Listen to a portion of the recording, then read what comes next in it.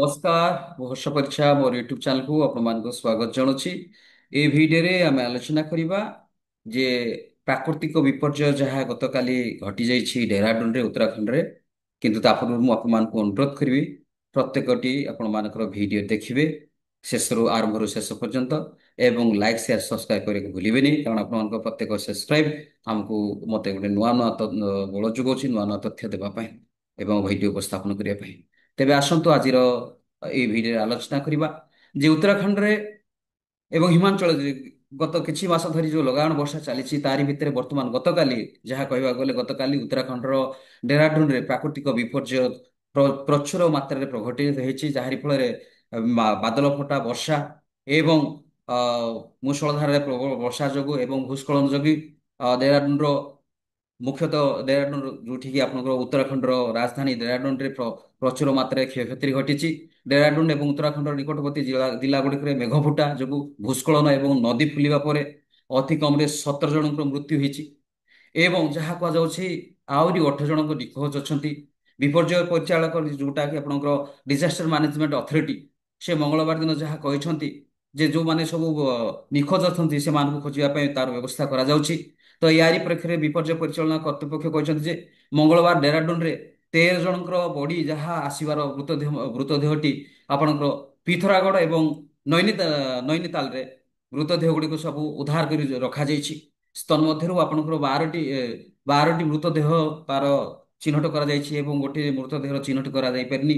ଉତ୍ତରାଖଣ୍ଡ ରାଜ୍ୟ ଜରୁରୀକାଳୀନ operation centre already ତାକୁ ସେଟଅପ୍ କରାଯାଇଛି ଏବଂ ଯେଉଁଥିରେ ଆପଣମାନଙ୍କର ଏନଡିଆରଏଫ ଏସଡିଆରଏଫ ଏବଂ ଅଗ୍ନିଶମ ବାହିନୀ କର୍ମଚାରୀ ମାନେ ଅଧିକାଂଶ ଫସି ରହିଥିବା ଲୋକମାନଙ୍କୁ ପ୍ରାୟତଃ 900 ରୁ 1200 ଲୋକ ଯୋଉ ଫସି ରହିଛନ୍ତି ସେମାନଙ୍କୁ ଅ, ସୁରକ୍ଷିତ ଜାଗାକୁ ପହଞ୍ଚିବା ପାଇଁ ସେମାନେ ଚେଷ୍ଟା କରୁଛନ୍ତି। କିନ୍ତୁ ଦୁର୍ଭାଗ୍ୟବଶତଃ ସେଇଠି ଯେହେତୁ ଖରାପ ପାଗ ଚାଲିଛି ଏବଂ ମୁଷଳଧାରାରେ ବର୍ଷା ଲାଗି ରହିଛି ଏବଂ ମେଘଫୁଟା ବର୍ଷା ଲାଗିଛି ଭୂସ୍ଖଳନ ମଧ୍ୟ ହେଉଛି ବାରମ୍ବାର। ତ ୟାରି ପରିପ୍ରେକ୍ଷୀରେ ଯୋଉମାନେ ଫସି ରହିଛନ୍ତି ସେମାନଙ୍କୁ ଉଦ୍ଧାର କରିବାରେ ବାଧା ସୃଷ୍ଟି ହେଉଛି। ଭାରତର ପାଣିପାଗ ଯୋଉଟା କି ଆଇଏମଡି ଉତ୍ତରାଖଣ୍ଡର କିଛି ଅଂଶ ପାଇଁ ଅରେଞ୍ଜ ଡେଞ୍ଜର ସତର୍କ ସୂଚନା ଜାରି କରିଛି। ତା ସହିତ ପ୍ରବଳ ବର୍ଷା ଏବଂ ପ୍ରବଳରୁ ଅତି ପ୍ରବଳ ବର୍ଷା ଏବଂ ବଜ୍ରପାତର ସହିତ ବର୍ଷା ହେବାର ପୂର୍ବାନୁମାନ ମଧ୍ୟ କରାଯାଇଛି। ଯାହାରି ଫଳରେ ଏଇ ଯୋଉ ମୂଷଳ ଧାରାରେ ବା ବାଦଲ ଫଟା ଅ, ଲଗାଣ ବର୍ଷା ଯୋଗୁ ମା ବାଦଲ ଫଟା ଲଗାଣ ବର୍ଷା ଯୋଗୁ ଉତ୍ତରାଖଣ୍ଡରେ ଯୋଉ ସବୁ ବର୍ଷା ବନ୍ୟା ବିତ୍ପାତ କରିଛି ତାରି ମଧ୍ୟରେ କିଛିଟା ନିର୍ଦ୍ଦିଷ୍ଟ ଅଞ୍ଚଳ ଗୁଡ଼ିକ ଆପଣଙ୍କର କ୍ଷୟକ୍ଷତି ହେଇଛି। ସେ ନିର୍ଦ୍ଦିଷ୍ଟ ଅଞ୍ଚଳ ଗୁଡ଼ିକ ହେଲା ଆପଣଙ୍କର ସହସ୍ରଧାର, ମାଲଦେବତା, ତପକେଶ୍ୱର, ମହାଦେବ ମନ୍ଦିର, ଡିଆଇଟି କଲେଜ ଅଞ୍ଚଳର ଭଗବତ ସିଂ କଲୋନୀ ଏ ସମସ୍ତ ଅଞ୍ଚଳ ପ୍ରାୟ ସେଥିରେ ଅନ୍ତର୍ଭୁକ୍ତ ଆଉ ଏଇ ସମସ୍ତ ଅଞ୍ଚଳରେ ବିଶେଷ କ୍ଷୟକ୍ଷତି ହେଇଛି। ଯାରି ଫଳରେ ଲୋକମାନେ ଯୋଉମାନେ ଫସି ରହିଛନ୍ତି ଜଳବନ୍ଦୀ ଘେରରେ ଅଛନ୍ତି ଏବଂ ଯୋଉ ଜାଗାରେ ଭୂସ୍ଖଳନ ହେଇଛି ଭୂସ୍ଖଳନ ଦ୍ୱାରା ଯୋଉମାନେ ପ୍ରଭାବିତ ଅଛନ୍ତି ସେମାନଙ୍କୁ ଉଦ୍ଧାର କରିବା ପାଇଁ ଏନଡିଆରଏଫ ଏସଡିଆରଏଫ ଏବଂ ଅଗ୍ନିଶମ ବାହିନୀ ଯୋଉ ସବୁ ପ୍ରଚେଷ୍ଟା କରୁଛନ୍ତି ସେଥିରେ ସେ କିଛିଟା ଧିମେଇ ଯାଉଛି କାରଣ ଧିମେଇ ଦେବାର ଉଦ୍ଦେଶ୍ୟ ହେଲା ଯେ ଖରାପ ପାଗ ବର୍ତ୍ତମାନ ସୁଦ୍ଧା ବର୍ଷା ସେଥିରେ ସ୍ଥିତିର ସୁଧାର ଆଣିନାହିଁ। ଖରାପ ପାଗ ଯୋଗୁଁ ସେମାନଙ୍କୁ ଉଦ୍ଧାର କାର୍ଯ୍ୟରେ ପ୍ରତିବନ୍ଧକ ସୃଷ୍ଟି ହେଉଛି। ଯାହା ଯାହା କ୍ଷୟକ୍ଷତି ହେଇଛି ତାର ତମାମ ବିବରଣୀ ମୁଁ ଆପଣମାନଙ୍କ ପାଖରେ ରଖିବି। ଯୋଉ କ୍ଷୟକ୍ଷତି ଯୋଉଟା ହେଇଛି ଯଦି କ୍ଷୟକ୍ଷତି କଥା ଯଦି ଆମେ ଚିନ୍ତା କରିବା ଡେରାଡୁନରେ ବନ୍ୟା ଯୋଗୁଁ ଅତି କମରେ 1.5 କୋଟି ଟଙ୍କା ହେବ ବୋଲି ଅନୁମାନ 10 କୋଟି ଟଙ୍କାର କ୍ଷୟକ୍ଷତି ହୋଇଛି ବୋଲି ଅନୁମାନ କରାଯାଉଛି। ଡେରାଡୁନ କେବଳ ଉତ୍ତରାଖଣ୍ଡର ରାଜଧାନୀ ଡେରାଡୁନରେ ଯାହା ବନ୍ୟା ବିତ୍ପାତ ବା ଲଗାଣ ବର୍ଷା ବାଦଳ ଫଟା ଲଗାଣ ବର୍ଷା ବା ମେଘ ଫୁଟା ବର୍ଷା ଯୋଗୁଁ ଏବଂ ଭୂସ୍ଖଳନ ଯୋଗୁଁ ଯାହା କ୍ଷୟକ୍ଷତି ଅଛି ତାର ପରିମାଣ ଅତି କମରେ ଅନ୍ୟୁନ ଭାବରେ 10 କୋଟିରୁ ଅଧିକ ହେବ ବୋଲି କଳନା କରାଯାଇଛି। ଏବଂ ତନ୍ମଧ୍ୟରୁ ଆପଣଙ୍କର କଣ କଣ ନା ପ୍ରାୟ 13ଟି ସେତୁ ପ୍ରଭାବିତ ହୋଇଛି ଯାହାର ଦାମ ହେଉଛି ବା ଯାହାର ମୂଲ୍ୟ ଆକଳନ କଲେ 1.5 କୋଟି ଟଙ୍କା ହେବ ବୋଲି ଯାହା ଅନୁମାନ କରାଯାଉଛି ବା ଆକଳନ କରାଯାଇଛି। ଏବଂ ତାହାରି ମଧ୍ୟରୁ ଆପଣଙ୍କର 12ଟି କୃଷି କ୍ଷେତ୍ର କ୍ଷତିଗ୍ରସ୍ତ ହୋଇଛି ଯାହାର ଆକଳନ ପରିମାଣ ହେଲା 2.3 କୋଟି ରାଜସ୍ୱ କ୍ଷତି ହୋଇଛି ବୋଲି ଅନୁମାନ କରାଯାଉଛି। ଏବଂ 21ଟି ରାସ୍ତାରେ ହୋଇଥିବା କ୍ଷତି ତାର ଯଦି ଆମେ ହିସାବ କରିବା ଆନୁମାନିକ ତାର ପରିମାଣ ହବ ଆପଣଙ୍କର 1.2 କୋଟି ଟଙ୍କା ହେବ ବୋଲି ଆଶଙ୍କା କରାଯାଉଛି ବା ଆକଳନ କରାଯାଇଛି। ଏବଂ 1.7 କୋଟି ଟଙ୍କାର ଅ ବନ୍ଧ ମଧ୍ୟ କ୍ଷୟକ୍ଷତି ହେଇଛି ଯାହାକୁ ପୁନରୁଦ୍ଧାର କରିବା ପାଇଁ ବହୁତ କଷ୍ଟ ହବ। ଏହି ପରିପ୍ରେକ୍ଷୀରେ ଭୂସ୍ଖଳନ ଯୋଗୁଁ ଅ ସଶସ୍ତ୍ର ଧାର କାର୍ଲିଗଡ଼ ରାସ୍ତାରେ 9ଟିରୁ ଅଧିକ ସ୍ଥାନରେ କ୍ଷତିଗ୍ରସ୍ତ ହୋଇଥିବା ସୂଚନା ଅଛି ତାଜା ସୂଚନା ଅଛି।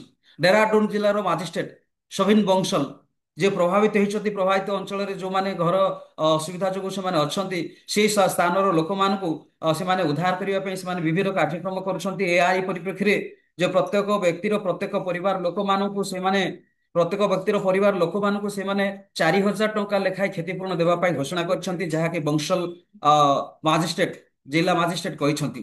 ଏବଂ ଅନ୍ୟ ପକ୍ଷରେ କହିବାକୁ ଗଲେ ମୁଖ୍ୟମନ୍ତ୍ରୀ ପୁଷ୍କର ସିଂ ଧାମୀ ସେ ମଧ୍ୟ ପ୍ରଭାବିତ ଅଞ୍ଚଳ ବୁଲି ଦେଖିଛନ୍ତି ଏବଂ ଯୋଉ ସବୁ ଉଦ୍ଧାର କାର୍ଯ୍ୟ ଚାଲିଛି ଏବଂ ରେସ୍କ୍ୟୁ ଅପରେସନ ଚାଲିଛି ଏବଂ ଯୋଉ ସବୁ ଯୋଉମାନେ ପ୍ରଭାବିତ ଅଛନ୍ତି ସେମାନଙ୍କୁ ନିର୍ଦ୍ଦିଷ୍ଟ ଜାଗାରେ ବା ସୁରକ୍ଷିତ ଜାଗାରେ ସେମାନଙ୍କୁ ଥଇଥାନ କରାଯାଉଛି, ତାର ଉପରେ ମଧ୍ୟ ସେ ଆଲୋକପାତ କରିଛନ୍ତି ବା ଧ୍ୟାନ ଦେଇଛନ୍ତି। ୟାରି ପରିପ୍ରେକ୍ଷୀରେ ସେ ଯଦିଓ ଆଜି ପ୍ରଧାନମନ୍ତ୍ରୀଙ୍କ ଜନ୍ମଦିନ, ତଥାପି ପ୍ରଧାନମନ୍ତ୍ରୀ ସହିତ ଜରୁରୀକାଳୀନ ଭାବରେ ସେ କଥାବାର୍ତ୍ତା କରିଛନ୍ତି ଏବଂ ପ୍ରଧାନମନ୍ତ୍ରୀ ତାଙ୍କୁ ଆସୁରାନ୍ସ ଦେଇଛନ୍ତି ଯେ ପ୍ରତ୍ୟେକ ଟି ଅସୁବିଧାର ସମସ୍ୟାର ସମାଧାନ କରିବା ପାଇଁ କେନ୍ଦ୍ର ସରକାର ଯତ୍ପର ଆସି ଚେଷ୍ଟା କରିବେ। ଏବଂ ତା ସହିତ ଗୃହମନ୍ତ୍ରୀ ଅମିତ ଶାହ ମଧ୍ୟ ଫୋନ କରି କଥା ହେଇଛନ୍ତି ପୁଷ୍କର ସିଂ ଧାମୀ, ଯିଏକି ମୁଖ୍ୟମନ୍ତ୍ରୀ ଉତ୍ତରାଖଣ୍ଡ ସହିତ, ଏବଂ ସେ ମଧ୍ୟ କହିଛନ୍ତି ଯଥାସାଧ୍ୟ ସାହାଯ୍ୟ ସହାନୁଭୂତି ଆପଣମାନଙ୍କୁ ଦିଆଯିବ। ବର୍ତ୍ତମାନ ପରିପ୍ରେକ୍ଷୀରେ ଯାହା ସବୁ ଅ, ଉଦ୍ଧାର କାର୍ଯ୍ୟ ତ୍ୱରାନ୍ୱିତ କରିବା ପାଇଁ ସେ ମଧ୍ୟ ଅନୁରୋଧ କରିଛନ୍ତି।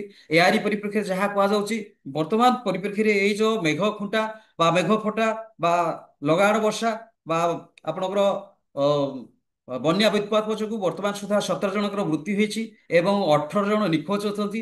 ଯୋଉ 18 ଜଣଙ୍କୁ ବର୍ତ୍ତମାନ ତଲାସ କରାଯାଉଛି, ତଲାସ କରିବାରେ କିଛି ଅସୁବିଧା ସୃଷ୍ଟି ହଉଛି। କାହିଁକି ଅସୁବିଧା ସୃଷ୍ଟି ହଉଛି ନା ବର୍ତ୍ତମାନ ସୁଦ୍ଧା ଆପଣଙ୍କର ଖରାପ ପାଗ ଜାରି ରହିଛି।